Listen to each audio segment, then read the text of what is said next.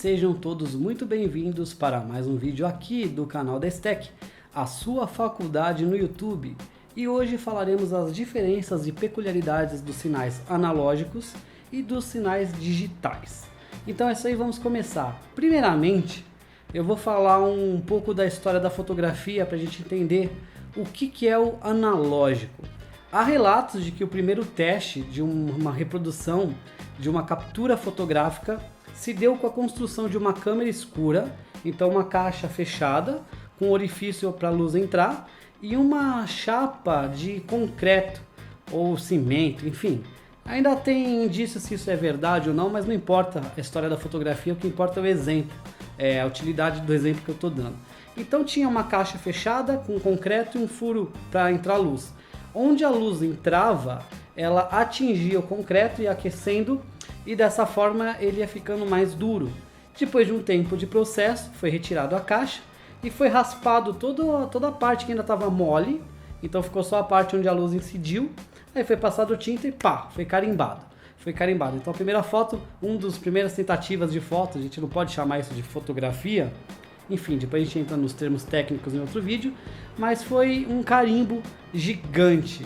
E aí vem a questão, onde eu quero chegar? Quando a gente fala em analógico, a gente lembra de análogo.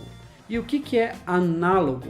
É algo que é semelhante, não é exatamente igual, é semelhante, mas com uma origem diferente. E um bom exemplo para explicar essa questão do analógico são com os discos de vinil, os LPs. E aí vocês vão entender por que eu falei a história lá da fotografia um pouco. Como você viu no exemplo da fotografia, uma placa de concreto é uma coisa física. Então qualquer alteração naquele concreto, se eu destruísse o molde, eu não teria mais a foto, eu não teria mais esse carimbo. E como que são feitos os LPs, os discos de vinil? Você tem um microfone como esse que está captando o meu áudio agora. Quando eu falo, eu faço uma pressão que vibra o ar, né? Então são ondas de som que vem com todo o processo, né, biológico do meu organismo, cordas vocais, elas vibram e vai fazendo uma vibração no ar. Então aqui eu tenho uma onda sonora. Essa onda é captada por um microfone para gravação de um LP e esse microfone faz vibrar uma agulha de safira. Quando nas vitrolas você tem aquela agulha no braço, aquela agulha ela começa a vibrar. Embaixo dela é colocado um disco de alumínio com uma cobertura envernizada, tipo um esmalte. E aquela agulha, o disco vai girando, aquela agulha ela vai vibrando e vai fazendo ranhuras, vai fazendo sulcos naquele disco que varia de intensidade, de direção, né? Tem essa variação e assim ela vai marcando o disco. Você tem um molde. Com esse molde você pode utilizar para fazer alguns semelhantes, só que em plástico, né? Em material vinil, que a gente ouve. E aí a vitrola, o toca-disco, faz o processo contrário. Você tem uma agulha no braço que ela vai passando por aquelas ranhuras e aí ela vai pegando essa informação que tem por onde ela vai passando. A agulha vai lendo aquela ranhura. E essas ranhuras que variam na largura e direção são lidas por essa agulha e o aparelho de som transforma isso numa corrente elétrica variável que faz com que os alto-falantes das caixas de som vibrem e assim volte a ser ondas de som. Então esse é o processo, desde a gravação do molde até a leitura, a codificação, né? Os códigos que são decodificados, que são traduzidos. E essa ranhura que aquela agulha de safira faz no disco, ela é análoga ao som que o microfone recebe. Ele recebe essa vibração, ela vai vibrando a agulha de forma semelhante, então ela é compatível, mas tem origens diferentes. Uma é uma vibração sonora e outra é uma ranhura feita no disco metálico. E aí que vem o nome análogo, analógico, porque vem de todo esse processo. E já que a forma de armazenamento é num dispositivo físico, que depende dessas ranhuras, todas essas variações, se você tiver um trincado, um rachado, algo que adentre as fendas, uma poeira, você vai ter uma diferença no resultado sonoro. Quando a agulha da vitrola for fazer a codificação, for fazer a leitura, o som vai sair diferente, porque o patamar físico envolve diretamente o processo da codificação e o resultado obtido. Já a evolução trouxe um outro tipo de armazenamento de dados, que veio já no aspecto digital, que são os CDs. Ele não armazena mais ranhuras, mas sim bits, uma taxa de bit, que é um disco que ele tem pontos, furinho e tracinho, representando o código binário 0 e 1. Então tudo nos bits é o código binário 0 e 1, que são informações menos complexas. Você só tem o quê? Ponto, traço, né? 0, 1, sim e não, ligado, desligado, on, off. Então são duas informações combinadas. Então é ponto e traço, e não é mais ranhuras que mudam de direção e largura, então é mais simples. Isso lembra até um código Morse, isso de ponto traço. Por exemplo, o SOS. Esse padrão SOS utilizado, ele não tem significado nenhum, mas ele é fácil de ser transmitido como sinal de alerta, porque são 3 pontos, 3 intervalos, 3 traços e 3 pontos. Então,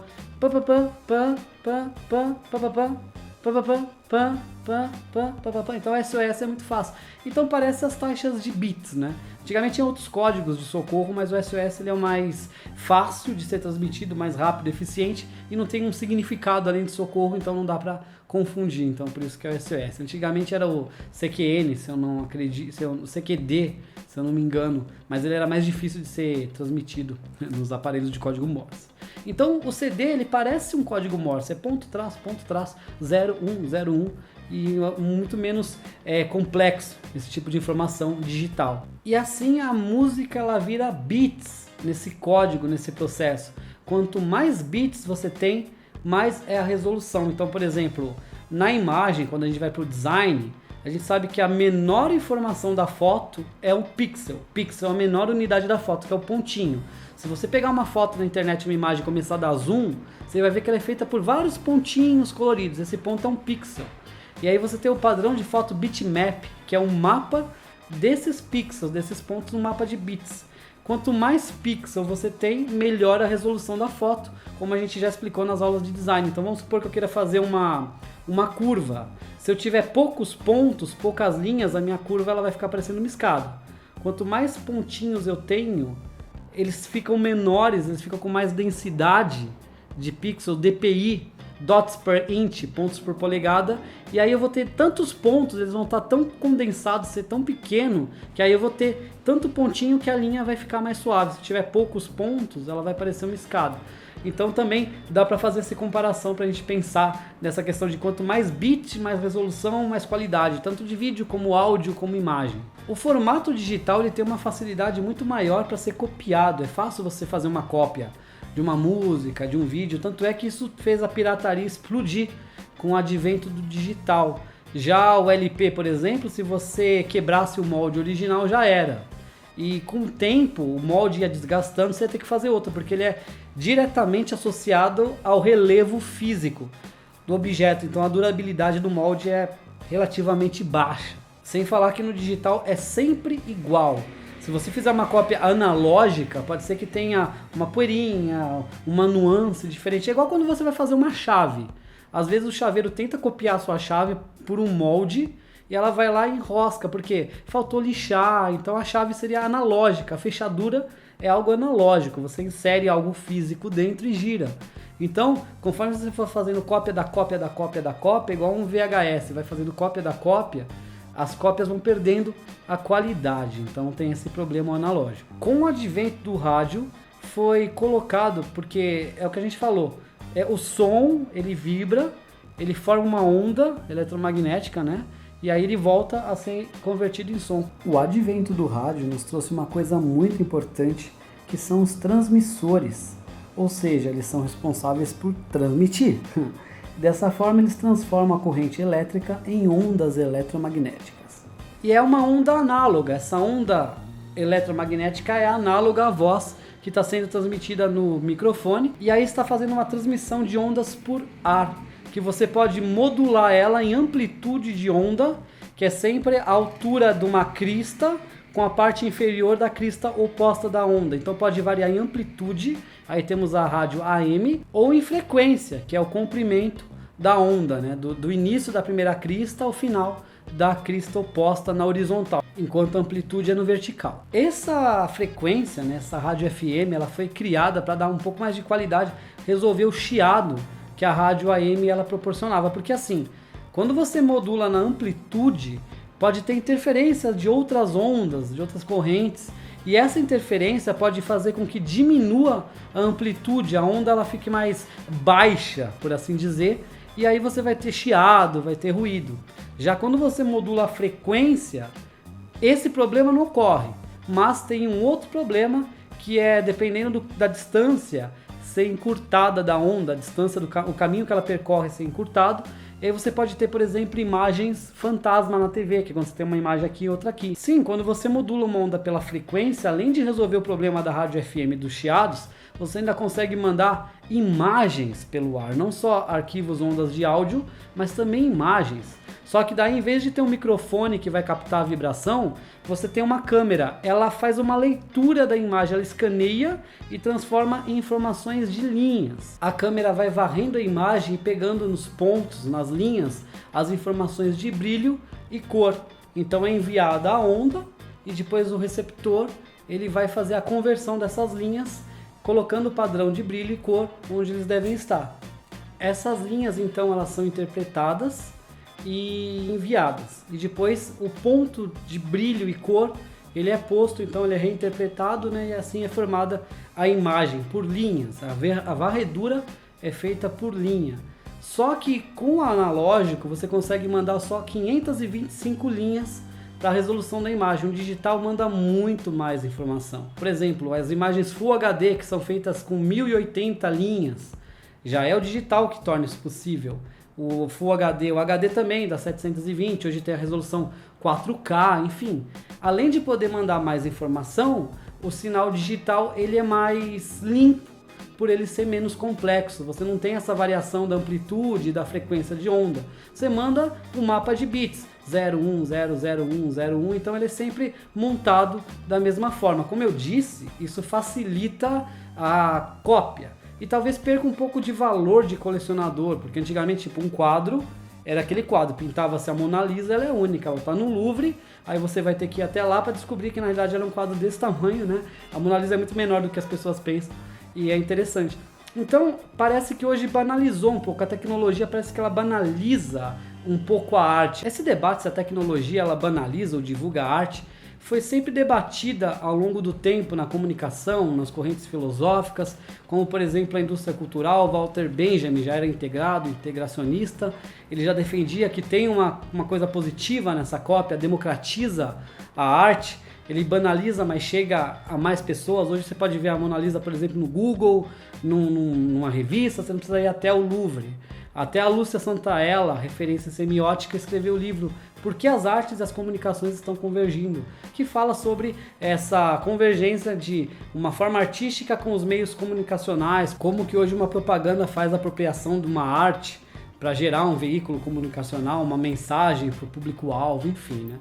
É um debate bem interessante, com base nessa questão que o digital proporciona da reprodutibilidade, de você conseguir copiar mais facilmente um sinal mais limpo, por não ser uma onda análoga complexa, mas sim um sinal mais simples, com variação de 0 e 1 nos bits. E esse mapa, o gráfico do analógico, que é uma onda que ela varia em relação ao tempo, você pode ver que durante um determinado tempo, ela, de 0 a 10, ela vai tendo uma variação que percorre as infinitas possibilidades do intervalo entre 0 a 10. 0.0001, 5,678. Já o digital, o gráfico, enquanto do analógico é um seno, do digital a gente chama de histograma, que é quando você tem esse gráfico retangular em cima da base, que no caso a base é o tempo, o eixo das abscissas, o eixo X, né, pelas ordenadas Y. Se você tem dúvida de qual que é a abscissa e ordenada, eu tinha uma professora que ela falava meio presa, ela falava abscissa. Aí eu lembrei que a abscissa é o X, ordenada é o Y, e qual que é a vertical? O Y é o vertical porque o Y ele não deita, ele está em pé. O X ele pode estar deitado, então é uma forma que eu usei para decorar, que pode ajudar vocês nos estudos, né? Então, um gráfico histograma do sinal digital de 0, 1, sim e não, dessa pouca informação, ele tem esse nome, então, por ele ser retangular, que é o mesmo nome e formato de gráfico que a gente usa para analisar a quantidade de luz na exposição de uma foto Quem já viu aqui nas aulas técnicas de fotografia que o gráfico de luz, de luminosidade, exposição da foto, também recebe o nome de histograma por serem retângulos que mede desde as sombras às luzes, passando pelos tons médios. Sendo assim, no digital, o som e a imagem, ao invés de serem enviados por uma onda análoga, eles são codificados por meio de um codec. E aí tem os padrões que é utilizado, o MP2 para o áudio, o MPEG 2 para vídeo. Então, aí vem os MP3, MP4, então são codecs, eles codificam os sinais digitais. De curiosidade, eu posso citar que o som num CD ele é medido a 44,1 kHz, ou seja, 44.100 vezes por segundo, é codificado em 16 bits. Esse código. Enquanto no analógico o seno varre todas as possibilidades entre o 0 e o 10, por exemplo, no digital, quando a frequência é quebrada, é arredondado para cima ou para baixo. 5.4 vai para 5, 5.8 vai para 6, por isso é mais fácil. O sinal digital ele é uma sequência discreta e descontínua no tempo e amplitude, enquanto o analógico ela é uma sequência contínua na onda. E finalizando aqui essa explanação sobre sinais analógicos e digitais, fica uma curiosidade interessante que envolve a publicidade. Se você olhar o logo da linha Vaio, que era uma linha de notebooks da Sony, que depois foi vendido para, se eu não me engano, a Lenovo, o que significa o logo de Sony Vaio? Nada mais é do que as ondas do sinal analógico que formam o V e o A e que viram um sinal digital, o I e o O representando o 1 e o 0 do código binário.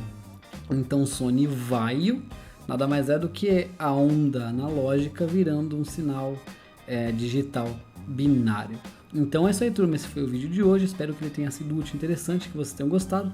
Como sempre, a gente pede aquela ajuda e contribuição ao canal, deixando seu like maroto, curtindo o vídeo, nos seguindo, compartilhando, interagindo nas redes sociais. Afinal, sua participação é muito importante para nós.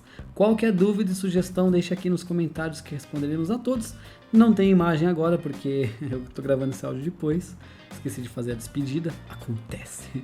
Até a próxima, que eu me despeço. Eu fui, e não deixe de ver nossos cursos e treinamentos profissionais em steckead.com.br. Tchau, tchau.